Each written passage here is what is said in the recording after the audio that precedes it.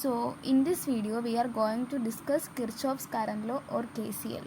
The KCL എന്താണെന്ന് വെച്ചാൽ the sum of currents entering into any node is equal to the sum of currents leaving that node. അതായത് നമ്മളൊരു node അല്ലെങ്കിൽ ഒരു junction consider ചെയ്യുക. അപ്പോൾ അതിലേക്ക് എൻട്രി ചെയ്യുന്ന കറൻസിൻ്റെ സമ്മും അവിടെ നിന്ന് ലീവ് ചെയ്യുന്ന കറൻസിൻ്റെ സമ്മും ഈക്വൽ ആയിരിക്കും. അതാണ് കിർച്ചോഫ്സ് കറന്റ് ലോ. അപ്പോൾ നമുക്ക് ആദ്യം തന്നെ അത് വെച്ചൊരു പ്രോബ്ലം ചെയ്യാം. Determine the current in all resistors in the circuit show. അപ്പോൾ ഈ സർക്യൂട്ടിലുള്ള ഈ ഓരോ റെസിസ്റ്ററിൽ കൂടെ പാസ് ചെയ്യുന്ന കറൻസ് കണ്ടുപിടിക്കുക. അതാണ് നമ്മുടെ ക്വസ്റ്റ്യൻ എന്ന് പറയുന്നത്. അപ്പോൾ ആദ്യം തന്നെ നമ്മൾ നോക്കുക ഇതിനകത്ത് ഏതൊക്കെ കറണ്ടാണ് എൻട്രി ചെയ്യുന്നത്, ഏതൊക്കെ കറണ്ടാണ് ലീവ് ചെയ്യുന്നത് നോക്കുക. അപ്പോൾ നമുക്കിവിടെ നോക്കുമ്പോൾ കാണാം ഈ 50 ആംപിയർ കറണ്ട് സോഴ്സിൽ നിന്നുള്ള കറണ്ട് ആണ് എൻട്രി ചെയ്യുന്നത്. ബാക്കി I1, I2, I3 ലീവ് ചെയ്യുകയാണ് ചെയ്യുന്നത്. ഇപ്പോൾ ഈ ജംഗ്ഷൻ എ ആണ് നമ്മൾ റെഫറൻസ് നോഡായിട്ട് കൺസിഡർ ചെയ്തേക്കുന്നത്. അപ്പോൾ 50 = I1 + I2 + I3. അത് നമ്മൾ ആദ്യം തന്നെ എഴുതി വെച്ചു. പിന്നെ assume a voltage V at reference node A. നമ്മൾ കൺസിഡർ ചെയ്തേക്കുന്ന റെഫറൻസ് നോഡ് എയിൽ നമ്മളൊരു വോൾട്ടേജ് വി കൺസിഡർ ചെയ്യുകയാണ്. അപ്പോൾ 50 = V/R1 + V/R2 + V/R3. അതായത് I1 എന്ന് പറഞ്ഞാൽ V/R1 ആണ്, I2 എന്ന് പറഞ്ഞാൽ V/R2 ആണ്, I3 എന്ന് പറഞ്ഞാൽ V/R3 ആണ്. അതുകൊണ്ടാണ് നമ്മൾ 50 = V/R1 + V/R2 + V/R3 എന്ന് എഴുതിയേക്കുന്നത്. എന്നിട്ട് നമ്മൾ R1ഉം R2ഉം R3 ഇതിനകത്ത് സബ്സ്റ്റിറ്റ്യൂട്ട് ചെയ്യും. R1 2 ആണ്, R2 1 ആണ്, R3 5 ആണ്. എന്നിട്ട് നമ്മൾ V പുറത്തേക്ക് എടുക്കും. അപ്പോൾ V × 1/2 + 1 + 1/5. 1/2 എന്ന് പറഞ്ഞാൽ 0.5 ആണ്, 1/5 എന്ന് വെച്ചാൽ 0.2 ആണ്. അപ്പോൾ നമുക്ക് കിട്ടും 50 = 1.7 V എന്ന് കിട്ടും. അപ്പോൾ V എത്രയാണ്? 50 / 1.7. അപ്പോൾ 29.41 വോൾട്ടാണ് നമ്മൾ കൺസിഡർ ചെയ്യുന്ന റെഫറൻസ് നോഡിൻ്റെ അവിടെയുള്ള വോൾട്ടേജ്. അപ്പോൾ നമുക്കിനി ഓരോന്നിലൂടെയുള്ള കറണ്ട് കണ്ടുപിടിക്കാൻ വേണ്ടിയിട്ട് നമുക്കറിയാം V/R1, V/R2, V/R3 കിട്ടിയ കറസ്പോണ്ടിങ് ആയിട്ടുള്ള I1ഉം I2ഉം I3 കിട്ടും. അപ്പോൾ I1 എന്ന് വെച്ചാൽ V/R1, അതായത് 29.41/2. അപ്പോൾ നമുക്ക് 14.7 ആംപിയർ കിട്ടും. I2 എന്ന് പറഞ്ഞാൽ V/R2, അതായത് 29.41/1 ചെയ്യുമ്പോൾ I2 കിട്ടും. അതുപോലെ തന്നെ I3 കിട്ടും. അപ്പോൾ ഇങ്ങനെയാണ് നമ്മൾ KCL വെച്ച് ഒരു സർക്യൂട്ടിലുള്ള കറൻസ് കണ്ടുപിടിക്കുന്നത്.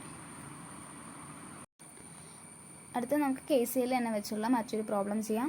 Four the circuit shown find the voltage across the 10 ohm resistor and the current passing through it. അപ്പോൾ ഇതാണ് നമുക്ക് കിട്ടിയേക്കുന്ന സർക്യൂട്ട്. നമുക്ക് പ്രോബ്ലം ചെയ്യാൻ വേണ്ടിയിട്ട് ആദ്യം തന്നെ നമ്മൾ കറണ്ട് ഡയറക്ഷൻസൊക്കെ മാർക്ക് ചെയ്യുക. അപ്പോൾ ഇപ്പോൾ ഈ നോഡ് കൺസിഡർ ചെയ്യുകയാണെങ്കിൽ അപ്പോൾ അങ്ങോട്ട് പോകുന്ന കറണ്ട് എന്ന് വെച്ചാൽ ഈ 10 ആംപിയർ കറണ്ടാണ്. അവിടുന്ന് തിരിച്ചു വരുന്ന കറണ്ട് ഏതൊക്കെ? I1, I2, I3 and I4 and 5 ampere current. അപ്പോൾ 10 = I1 + I2 + I3 + I4 + 5. അപ്പോൾ നമുക്ക് ഈ റെഫറൻസ് നോഡ്, ഈ നോഡാണ് നമ്മൾ റെഫറൻസ് നോഡായിട്ട് എടുത്തത്. അപ്പോൾ അതിൻ്റെ റെഫറൻസ് നോഡിൻ്റെ അവിടെയുള്ള വോൾട്ടേജ് എന്ന് പറയുന്നത് V ആയിട്ട് എടുത്തു. അപ്പോൾ I1 എന്ന് പറയുന്ന V/5, ഇതാണ് I1. അപ്പോൾ I1ൻ്റെ വാല്യൂ എന്ന് പറഞ്ഞാൽ വോൾട്ടേജ്, ഈ റെഫറൻസ് വോൾട്ടേജ് /5. I2 എന്ന് പറയുന്നത് V/10, I3 എന്ന് പറയുന്നത് V/2, I4 എന്ന് പറയുന്നത് V/1. അപ്പോൾ നമുക്ക് എന്നിട്ട് അത് സബ്സ്റ്റിറ്റ്യൂട്ട് ചെയ്യുക. 10 = V/5 + V/10 + V/2 + V/1 + 5. അതിനുശേഷം 10 - 5 5.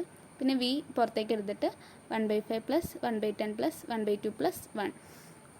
1/5 എന്ന് വെച്ചാൽ 0.2, 1/10 എന്ന് വെച്ചാൽ 0.1, 1/2 എന്ന് വെച്ചാൽ 0.5 + 1.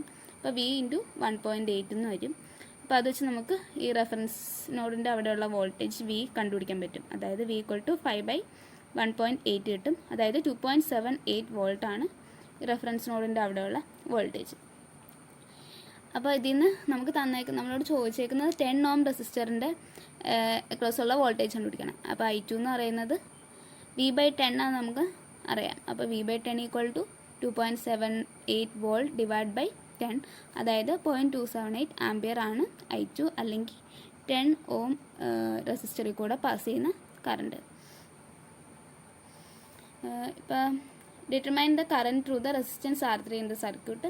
ഇതും കിർച്ചോഫ്സ് കറന്റ് ലോ വെച്ചുള്ള ഒരു പ്രോബ്ലമാണ്.